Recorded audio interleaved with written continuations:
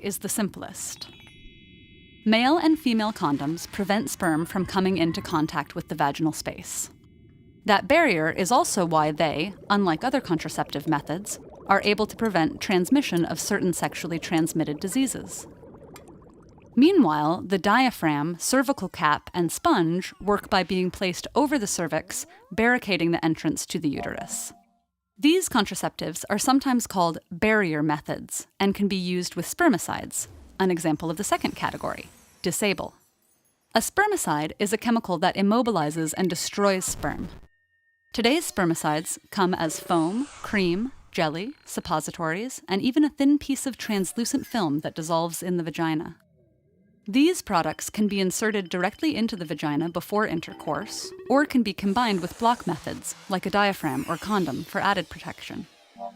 The third category for preventing pregnancy works by suppressing the action of an egg maturing in the ovary.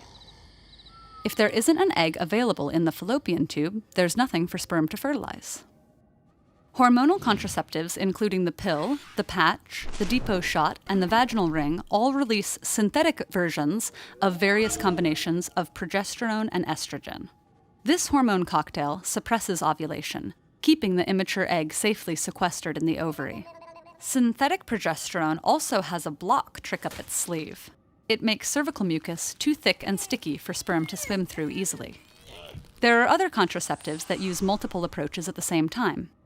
For example, many IUDs, or intrauterine devices, contain synthetic hormones which suppress ovulation. Some also contain copper, which disables sperm while also making egg implantation in the uterus difficult. Block, disable, or suppress. Is one strategy better than the other? There are differences, but a lot of it has to do with how convenient and easy it is to use each contraceptive correctly. For example, male condoms would be about 98% effective if everyone used them perfectly. That 98% means if 100 couples correctly used condoms for a year, 2 women would get pregnant. But not everyone uses them correctly, so they're only 82% effective in practice.